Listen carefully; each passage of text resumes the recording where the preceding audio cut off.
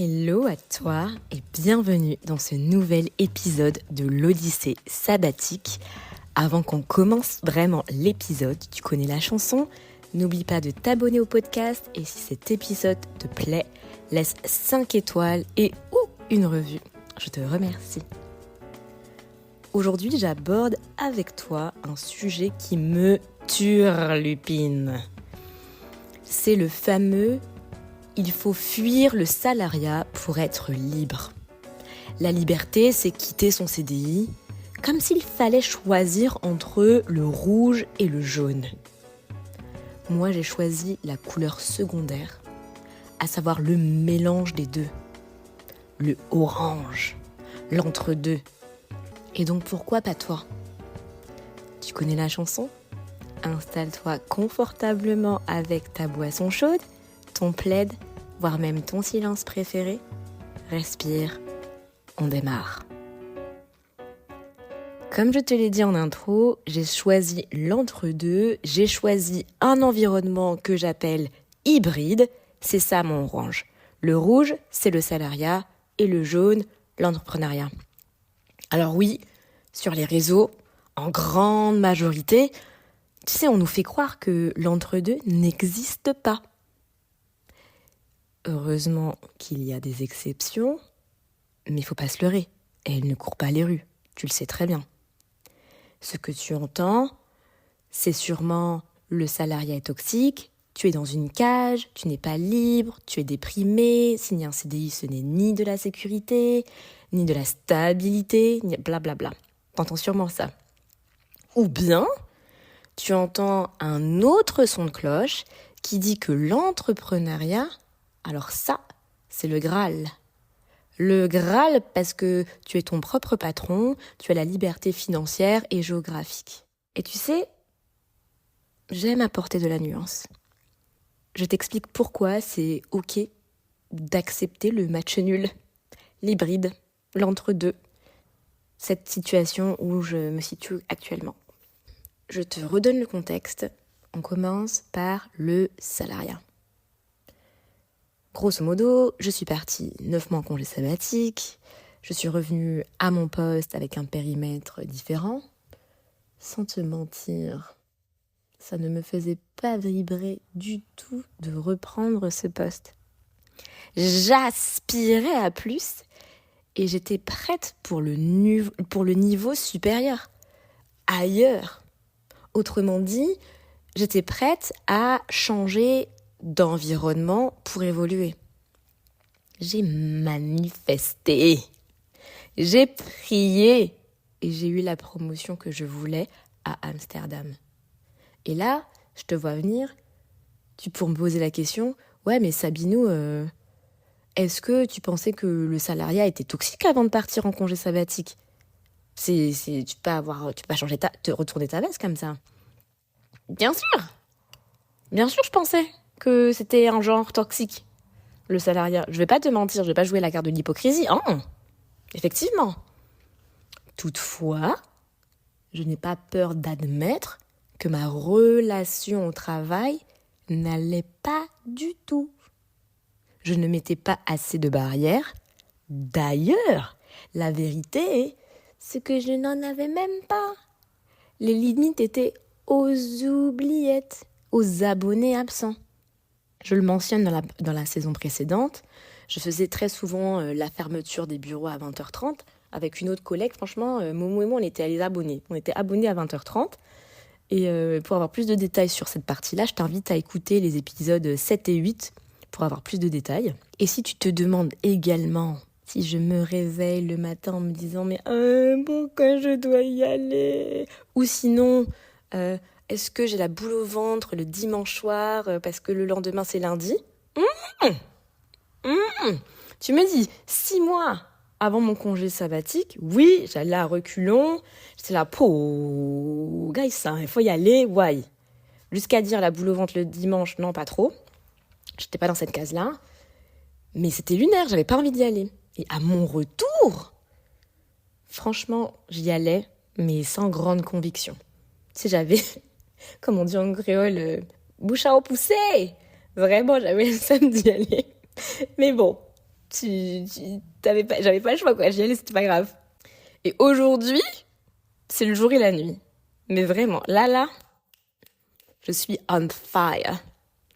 Olivia Pope a fait son entrée dans l'arène. Je peux te dire que je suis contente et que j'aime de nouveau mon métier. Tu vois ? Et en plus, cerise sur le gâteau, j'ai une équipe au top du top. Franchement, elles sont adorables. J'en ai 2 qui me reportent, elles sont juste incroyables. On s'entend bien, elles sont efficaces. Nickel, franchement, le top du top. Et comme je te dis, je suis Olivia Pope, donc les cas arrivent sur notre table et on résout les problématiques en prenant de la hauteur. Tu vois ? Ça arrive, même si mon équipe commence à paniquer, j'ai dit non, on n'appuie pas sur le bouton urgence, pas tout de suite. Bon, net, le salariat vient de marquer un but. À voir si l'entrepreneuriat pourra égaliser. Je ferme la parenthèse salariat. On passe à Seb Travels. Si tu es nouvelle par ici, sache que Seb Travels, c'est le nom de mon business et de ma page Insta. Donc, mon aventure entrepreneuriale, elle a commencé il y a quasi 2 ans avec le blogging et l'UGC / création de contenu. Et désormais, j'ai de nouvelles flèches à mon arc. Je suis coach sabbatique, podcasteuse et aussi travel planner. Certaines copines, elles me disent comment ça se passe dans ta 1001e vie. Moi-même, parfois, je me pose la question, je vous jure. Aïe, les temps sont difficiles, mais bon. C'est vrai, dans ma 1001e vie, et en vrai, j'aime bien avoir, plusieurs facettes dans ma vie. J'aime trop. Bon, net, Seb Travels me sort complètement de ma zone de confort. Tant je te disais tout à l'heure, je suis Olivia Pope, je connais le périmètre d'activité. Tant là, tous les jours, j'apprends. Tu vois, j'ai dû apprendre à monter un business. Je délègue pas mal car je sais admettre quand un outil ou un système n'est pas ma zone de génie.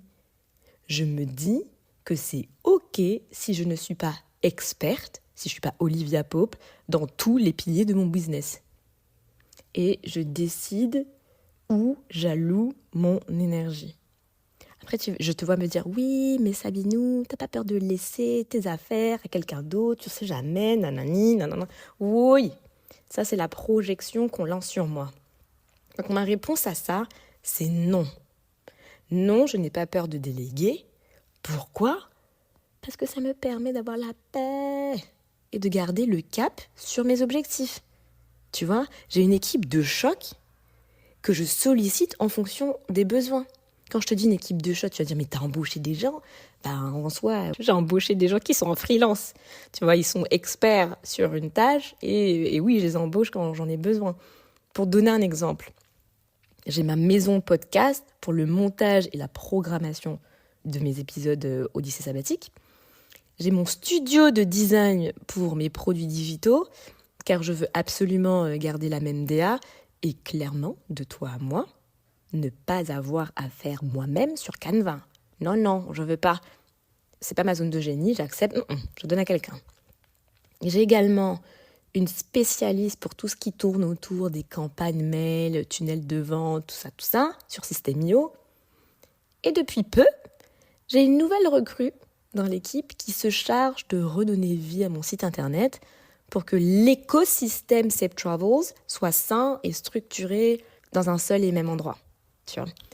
Donc en fait, ça fait 1, 2, 3, 4. Il y a 4 personnes. Il y a 4 personnes au sein de l'équipe Seb Travels, quand bien même ils sont en freelance et quand bien même ils ne se sont jamais rencontrés. Et tout ça pour te dire que ça m'enlève une charge mentale. T'es pas prête. Parce que vraiment, parce que t'as bien compris que je veux pas être et Olivia Pope au travail et Olivia Pope aussi avec Seb Travels. En tout cas, j'accepte de pas être Olivia Pope dans ça. Hein. C'est pas moi. Elles sont 4 à être Olivia Pope dans leur propre domaine. Moi, j'ai pas besoin. Alors, ouais, mais Sabinou, ça coûte combien tout ça ? Alors oui, ça a un coût. Oui, ça a un coût. Est-ce que ça me fait mal à la colonne vertébrale? Écoute, un petit peu, effectivement. Toutefois, j'ai une vision long terme. Tu vois, c'est un investissement qui me permet de garder ma paix intérieure. Et tu sais que je ne blague pas avec ça. C'est là que Et tu me dis encore, mais oui, mais du coup, pourquoi tu fais pas ça full time? Si tu as déjà des gens dans ton équipe, pourquoi tu fais pas ça full time? Eh ben, figure-toi que j'ai entendu Jay Shetty.